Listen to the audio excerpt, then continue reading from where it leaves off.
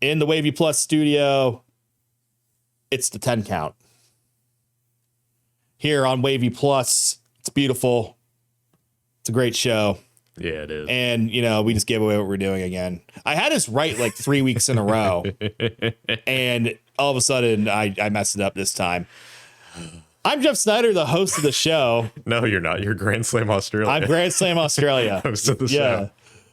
John's here. Yes. John Eldridge. I'm Jeff Snyder, host of the 10 count. No, you're not. That's Grand Slam Australia. Oh, Today yeah. we're talking about Jeff Snyder. We're talking about me? No one wants to talk about me. Yeah. Is that a Toby Keith song? Probably. I want to talk about me. Yeah. Yeah. I think it's Toby Keith. I don't know. I only know like five country singers, and he's not one of them. But yeah, AEW Grand Slam Australia. We talked about it last week in not present tense. But now we can talk. Yeah. And now we can talk about it in past tense because it happened. Yes. Good show. Yeah. From what I can see. Caught the highlights as I usually do. I'm a busy person. Do you know that? I do know that. I'm on 3 shows on this lovely Wavy Plus Did you know app he's now. on 3 shows? Yes.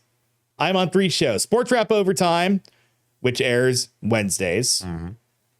Between the Flags, which is about racing, that's on Thursdays. And this show, which airs Mondays and we record Friday. I'm a busy guy. He's a busy guy? Very busy guy. I need to learn to make more time to just actually sit down and watch a wrestling show. But YouTube exists. Twitter exists. I can kind of get the gist of it. But because it wasn't a major show, like I will sit down and It was a good show, shows, but it was no, a good it was show. not a major show. It's a good show. And we'll talk about it. You watched it. Yes. So that's why you're here. Because you watch it. Yeah. You watch the shows live. Like a good wrestling fan. I appreciate that. Yeah, of course. Yeah. Maybe after I'm moving soon. So maybe after I move, I'll walk back in and because I'll have more time to myself. Settle down, kick your feet up, watch some good wrestling. Watch some wrestling. Love wrestling. I do love wrestling. Of course. That's why we have a show. And yeah, exactly. That's why we're on a 10 count. But anyway, we're talking about Grand Slam Australia. AEW was in Sydney. At the Kudos Bank Arena. 12,075 people allegedly attended this show. I don't know how AEW does attendance numbers. Are they like WWE and they inflate them for the show, or I don't know. Honestly, I thought I had heard that I thought I heard like 7,000 were here, so I don't know. Yeah. I don't know. They might inflate it, but I mean, it doesn't feel like something they do, but I don't know. I mean, who cares if it's like an extra 2,000 really people? care. I mean, if you tell me a place is sold out and then I see empty seats, I'll know you're lying. Yeah. So, It's sold out because they bought the extra seats and put a tarp over them. so we had a lot of excellent professional wrestling on this show. It started with a 20-minute match. And there's a reason the match was a 20-minute even match. Jon Moxley versus Takeshita for the AEW Continental Championship. These two brawled it out. These two I love had this a rivalry, man. hard-hitting match. It was awesome. I caught the end of it. Very technical, very solid all the way through, very back and forth. And again, I caught the highlights, but I mainly caught the end of this. So we'll build up to the end of the match. So just tell me what happened in the first parts of the match up until like the end of it. I mean, it was mainly just a lot of, back and forth grapples. It was pretty, it was like I wouldn't say a typical Moxley match. It was very, back and forth, a lot of holds, stuff like that. There wasn't a ton of like huge spots or anything. That's the thing that really impressed me about it, is that I didn't write a ton down, but I knew it was a good match just by watching it. And, I like that. And just, it kind of just kept going, ticking 5 minutes by 5 minutes. I mean, I kept seeing it go on. And then when it got to the 10-minute mark, it was kind of like, ooh, I don't know if we're going to get a definitive finish here. And then as we got to the end. Yeah. So Takeshita at the end of the match, it's about 30 seconds left in the match, I'd say. He hits the running knee to the back of Jon Moxley's head. Jon Moxley, we think he's dead. He goes for the pin, 2 count. He tries to get Moxley up again. They said like 10 seconds right when he was grabbing him up for his finish. What's his finish called? I don't know. It's like a. It's got a cool name. It's like Dragon something, right? Yeah, it's cool. It's a cool finisher. It's a cool finish. So he tries to get him up for the finisher. He's not able to do it in time. Bell rings. 20 minutes are up. Moxley retains the title. But then after Takeshita's like, no, I had him. No. Except in Japanese. But they get to the middle of the ring. Moxley almost was like, no, I want to keep going. No, it was a great, I'm pretty sure it was a good ad lib from Moxley. He's like, no. Like, it sure seemed to like that he was like, you know, this crowd is very unhappy with time limit draw, obviously, because you know, it was a title match and no one likes those ending in draws. And Moxley's technically a heel, but he's kind of not. He's really not, though. So I mean, this man was getting cheered crazy on Dynamite. Yeah. So, so he's like, no, I want to keep going. Well, then he gets face to face with Takeshita. He smacks Takeshita, and Takeshita does hit his finisher on him. It's like a broken arrow. Yeah. That's a good way to describe it. And he leaves Jon Moxley laying. He busted his nose open in the match, so he's bloody. But then on Dynamite, we learn that these two are now booked for Revolution, and there will be no time limit. Whew. What a way to set that up. I know, man. Good way to set up that storyline, man. That is good booking. That is good storytelling. I know the fans in Australia were upset. See, when you're at a live show, you want everything to happen in front of you. That's not how wrestling works. Wrestling, especially on television, is an episodic event. You're at a TV taping. You're like, back in the day, Friends is an example of this, a sitcom, filmed in front of a live studio audience. They weren't filming scenes in order. I don't think they were. That's not how, wrestling doesn't. Well, no, because you'd have to go set to set. Exactly. So wrestling is an episodic event. And you're in the crowd, you buy a ticket to watch the TV taping. That's why nothing ever happens on house shows, by the way.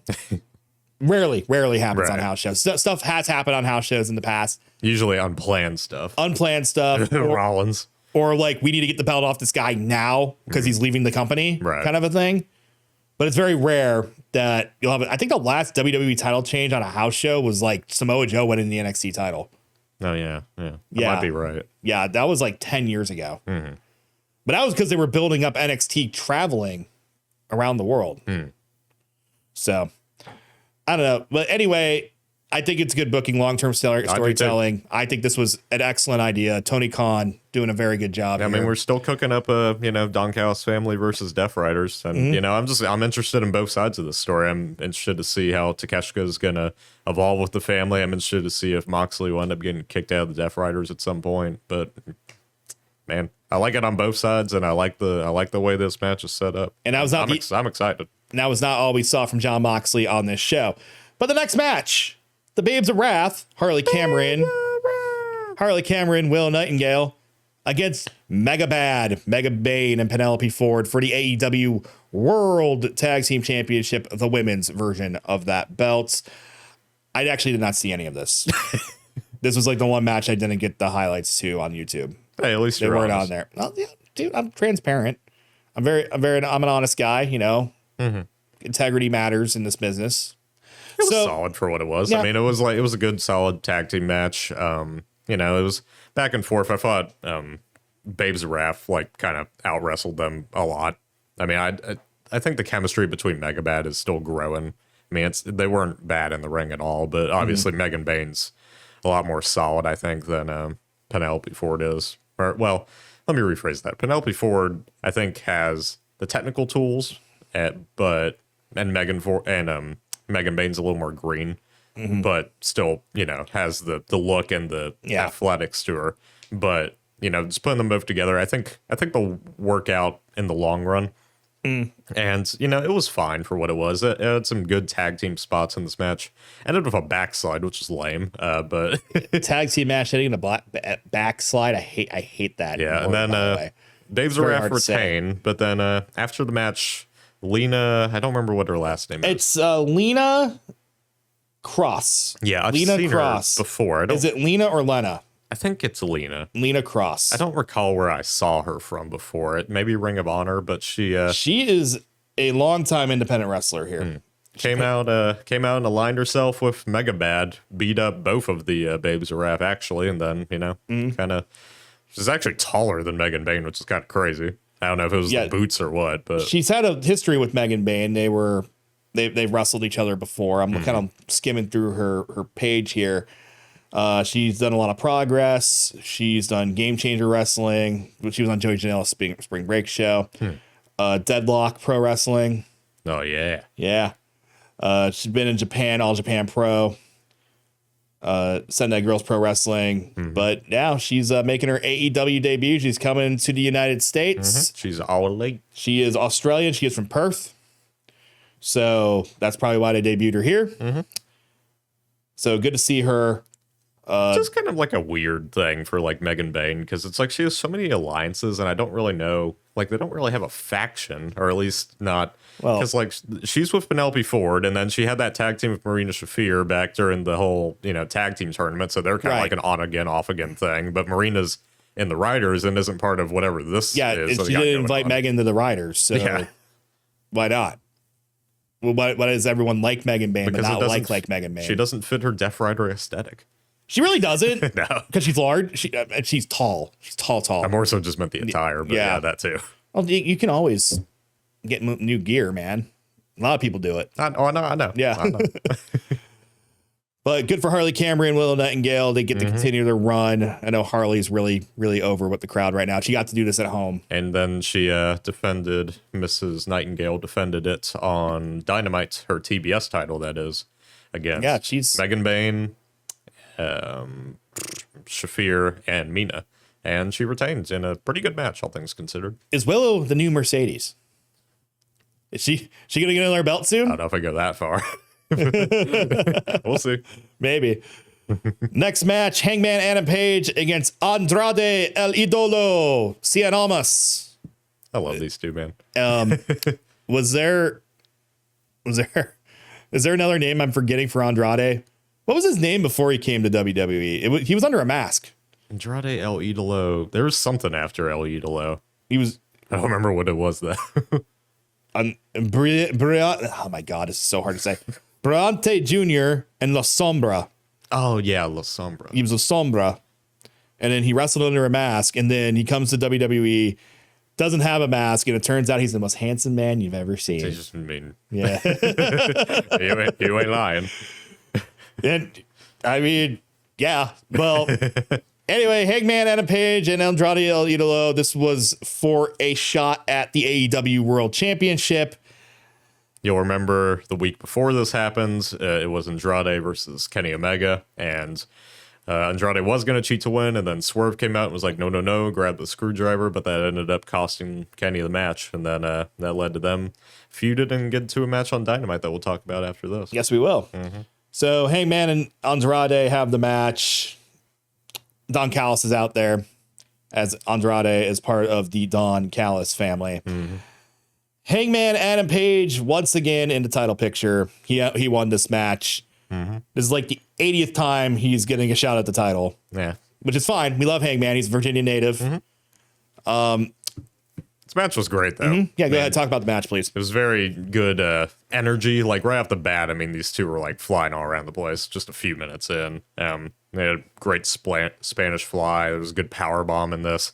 They did the selfie spot, which was hilarious because Andrade did the selfie spot, and then Hangman came over and did the selfie spot, and then she was trying to give Hangman a kiss like she did to Andrade, and Hangman said, "No, I'm married." And then end of the match was pretty cool because Don Callis came off commentary and went to go, interfere and he was distracting the ref, and then Andrade went for a low blow. My name's Lobo. He went for a low blow, and then Hangman blocked it, and then Hangman low blowed himself, and then won the match. Yep, and we'll talk more about Hangman a little bit later, as he was not the last time we saw him on this show. Next match, Tornado Tag Team. Mixed tornado tag team, hair versus hair. A true mixed tornado tag team. Yes. Orange Cassidy and Timeless Tony Storm against the Death Riders of Wheeler Yuta and Marina Shafir. Whoever got pinned, hair gone. At least the top of it. There was a lot of beautiful hair in this match. So I was like, who's going to get shaved? At least on one side. I don't think anyone's has a receding hairline on the guy's side. I think maybe, I thought for sure Orange Cassidy was going to be the one because he had short hair. I was like, oh, that'd be the easiest one to do. Well, that's not what happened. I mean, I think a lot of people saw Wheeler coming from a mile away, honestly. Just because he had the hair that was down to like in his nose, basically. Yeah, we've never actually seen this guy's eyes before. I haven't seen this guy's eyes in at least 3 years. Yeah, so they're having the match. There's a spot where Timeless Tony Storm just goes absolutely nuts on everybody. Yeah, so basically before that happens, Orange and Tony come out first, and then they go and meet the Death Riders while they're doing the whole crowd entrance. And then, they're brawling in the crowd. Then Wheeler hits a pile driver on top of like a tool case on Tony, then that took Tony out for like 5-ish minutes, I want to say, maybe a little more. And then she came running back out and was like, ah. And then, we get to the part that you were talking about. Yeah. So, she's going nuts, hitting German after German. They literally said Suplex City, which I'm not sure that's, I guess you could say it as long as they put it on a graphic or something. Why not? But it's really funny. It's like, no, they're taking her to Suplex City. I'm like, okay, like we know who Suplex City is. It's Brock Lesnar. I guess that's who Timeless Tony Storm is trying to be this week. I mean, because she is timeless. They were good Germans. Yes. So match ends. How did Wheeler get pinned here? Pile driver from Tony. Pile driver to Wheeler Yuta. Yeah, they had some cool. It was cool. There was a little spot right before that where both Tony and Marina had both of the guys like in submissions, and they were just like looking at each other, and they were like yelling to their partners, "Don't tap, don't do it." See, that's just fun. Just an awesome that's just fun. That's a fun match. Like, you can't rate this too highly, but I mean, like, it was just so much fun, and it didn't go too long. It was it was perfect. 11 minutes and 27 seconds. So they come out. There's a chair. Wheeler has to sit in a chair, and the Death Riders. Yeah, Mina comes out with the chair. Is like, "You getting your head shaved?" And I didn't realize this until actually after the match that he had the part of Mina's hair that was cut off. Oh, he had it braided in. Yeah, he had it braided into the hair, which is a cool touch. I wish I had seen it earlier on. So Mina got to cut his hair first. Well, to be fair, Wheeler didn't want his hair cut at all. And then Mox comes out and is like, no, you're getting back in there. See, that's why I can't say Moxley's a heel, because he's doing the fair thing. You lost a match. We agreed to this. It's an interesting situation. You're going to be bald like me. You're in like a heel faction, but you're like pretty much a face. Yeah, it's very weird. And Marina Shafir, interesting. And you see Marina Shafir. It's not something you see a lot. Marina Shafir's holding Wheeler's hand like he's a child getting his hair cut for the first time. And then everyone takes turns shaving his head. And now he's bald. I wouldn't really say he got fully shaved on TV, though. He got this section of hair completely shaved off, and then the rest was just kind of. Remember when Molly Holly got her head shaved at WrestleMania? Okay, remember it was taking so long to just brought out the next match? Yes, I did. That's what they should have done here. No, that's completely fair. I just wanted to say. I mean, it was not all the way gone. They should have just had Luther, Tony, and Orange just all go on take a section. Yeah, Luther the Barber Beefcake out there. Yeah, that was good fit. Yeah, very good. All right. Next match, Kyle Fletcher against Mark Briscoe for the TNT title in a ladder match. I saw the ending to this one as well. It was rough for both guys, man.